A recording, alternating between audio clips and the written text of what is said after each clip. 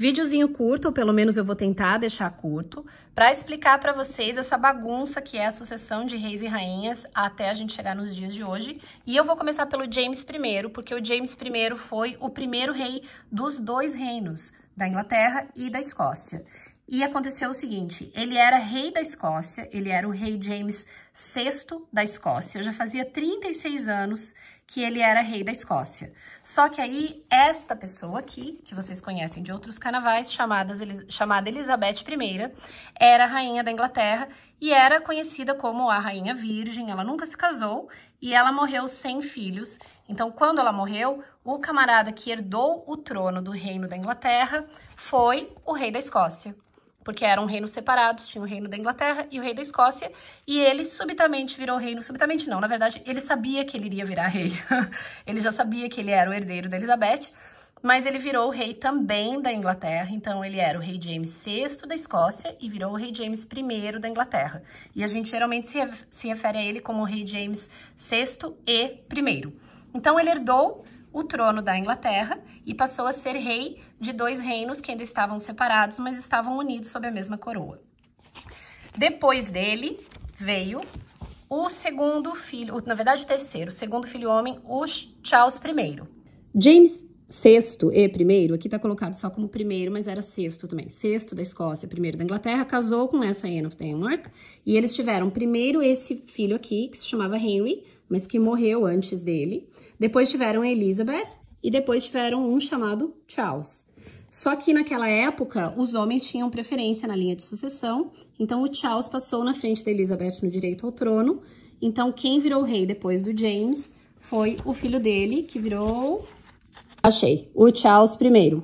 Ah, só para mostrar para vocês, eu tô usando esse livrinho aqui que tem as figuras, né, os retratos deles. É esse livrinho aqui, Kings and Queens of England and Scotland. Tá aqui, só para vocês saberem qual que é a referência aqui das fotos. E é bacaninha, eu tive a ideia de fazer esse vídeo, porque tá tipo assim, um rei por página, então fica bem fácil de fazer isso e explicar. O Charles I, ele acreditava no direito divino dos reis, então ele tinha uma mente um pouco absolutista, ele era super autoritário, vivia se encrencando com o parlamento, não aceitava as decisões do parlamento, ficava fechando o parlamento e governando sem o parlamento, e a briga dele com o parlamento foi tão grande que causou uma guerra civil. Tiveram exércitos dos dois lados, lutaram por um tempão, no fim, o exército do rei perdeu e ele foi executado. O filho dele, que a gente vai ver a seguir, o Charles II, fugiu para a França para não ser pego também, e cortaram a cabeça do Charles I, perdeu a cabeça. E aí quem tomou o poder foi o Oliver Cromwell, então se teve uma república por um tempo. A foto dele não tá nesse livrinho, mas eu vou colocar aqui na tela para vocês verem. E quando o Cromwell morreu, o filho dele, Richard, assumiu um tempinho, mas depois decidiu entregar o poder de volta ao rei, porque existia uma demanda pelo retorno dos reis, né, da dinastia dos Stuarts de volta ao trono. E aí veio o Charles II, voltou da Europa continental para tomar o trono de volta.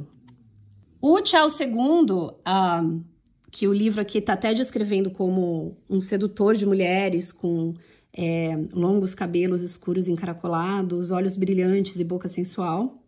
Muito engraçada essa descrição desse livro. Enfim, Charles II, esse rei sedutor, tinha tanta raiva do Cromwell que quando ele voltou para cá e pegou o trono de volta, dizem que ele mandou desenterrar o Cromwell, que já estava morto e enterrado há mais de um ano, e mandou executar ele e cortarem a cabeça dele.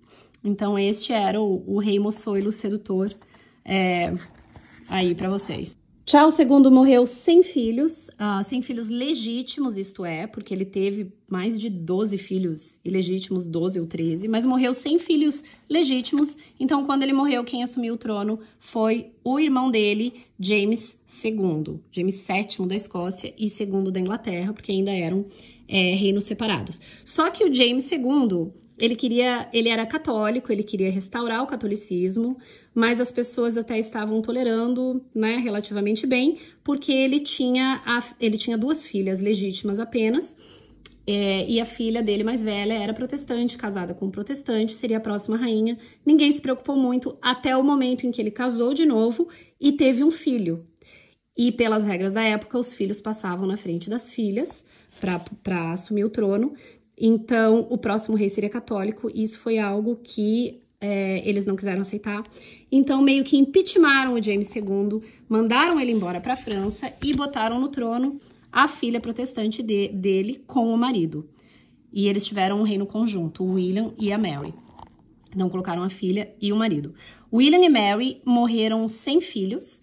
Então, quando eles morreram, quem assumiu o trono foi a segunda filha do James impeachmentado, que era a Anne.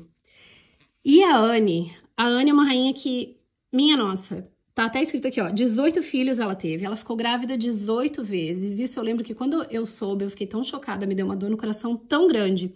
Porque ela ficou grávida 18 vezes, mas sempre teve abortos ou nasceram natimortos, né? E aí só 5 crianças nasceram vivas, das 18 vezes em que ela ficou grávida. Dos 5 que nasceram vivos, 4 morreram antes dos 2 anos de idade e 1 morreu com 11 anos de idade. Então, a vida dessa rainha é uma coisa que... Esse aspecto da vida dela me parte um pouco o coração. Ela morreu sem filhos.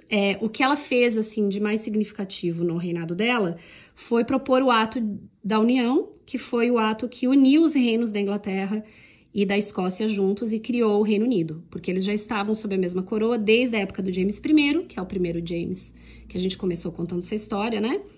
E aí agora ela também uniu politicamente com o ato da união e por isso que são juntos até hoje. Mas aí vem uma questão. Como a coitada da Anne morreu sem filhos, eles tiveram que volta lá no James I. Lembram que ele teve 3 filhos, o Henry, a Elizabeth e o Charles I? O Henry tinha morrido, mas Elizabeth não. Elizabeth casou com um alemão, foi embora para a Alemanha, foi para outras bandas. Então, o que eles fizeram?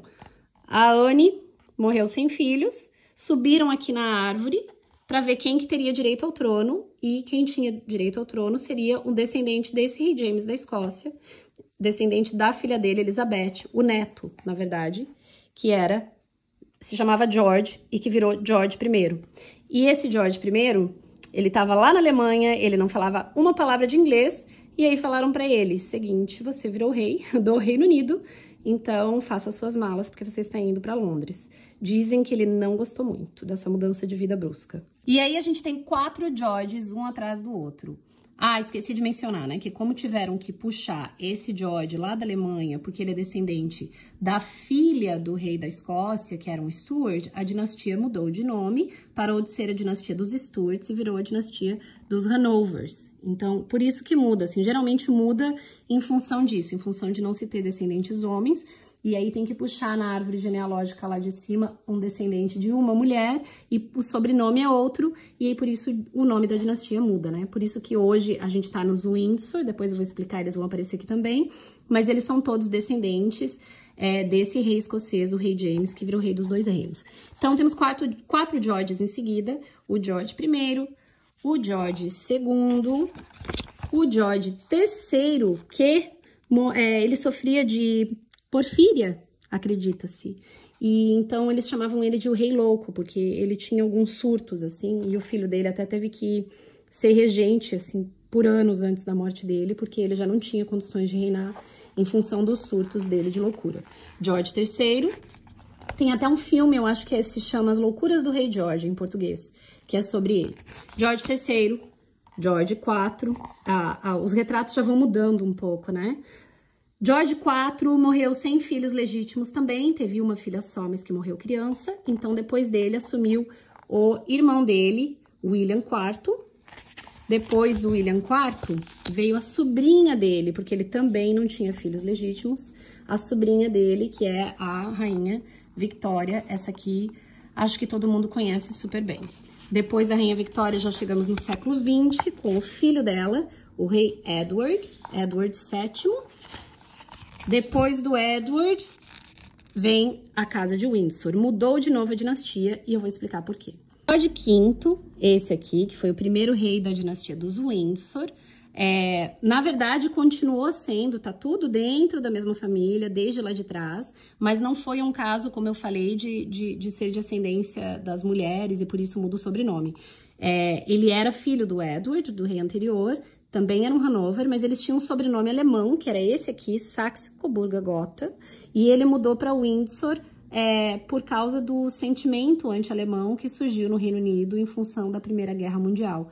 Então, ele achou que seria mais sensato, que seria mais de acordo com o sentimento britânico da época, né? De tentar pegar um sobrenome mais britânico. E o Windsor ele escolheu por ser o Windsor por causa do castelo de Windsor, é o nome do castelo de Windsor. Ele escolheu como sobrenome e até hoje é o sobrenome oficial da família real. Depois dele tivemos o Edward VIII, que é este sujeito aqui. Só que o Edward VIII, ele ficou bem pouco tempo no trono, ele ficou mais ou menos 1 ano, porque ele quis casar com uma americana que era divorciada, a famosa Wallis Simpson. Eu acho que essa história, quem assistiu The Crown já tá sabendo melhor dessa galera que vai vir agora, né? Então, ele abdicou do trono pra poder casar com ela, porque foi algo que na época não aceitaram. E aí, o irmão dele virou rei, que é o George VI, que é o pai da Rainha Elizabeth, né? Tem vários, tem filmes com ele, e ele aparece também um pouco, eu acho, no The Crown. Então, depois dele, já vem a Betinha, que todo mundo conhece, velha de guerra, de muito tempo atrás.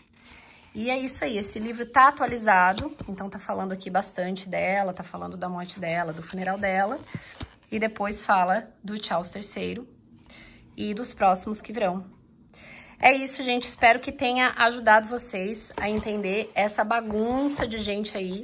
Então, a gente fez desde o James I, quer dizer, até o Charles III. Espero que vocês tenham gostado de ver toda essa galera aqui, de entender melhor essa bagunça das sucessões. Opa, pra lá já passamos. Então, é isso aí. Desde o James I até o Charles III. Então, o William vai ser o William, o último foi o William IV. Quando o William subir no trono, ele vai ser o William V.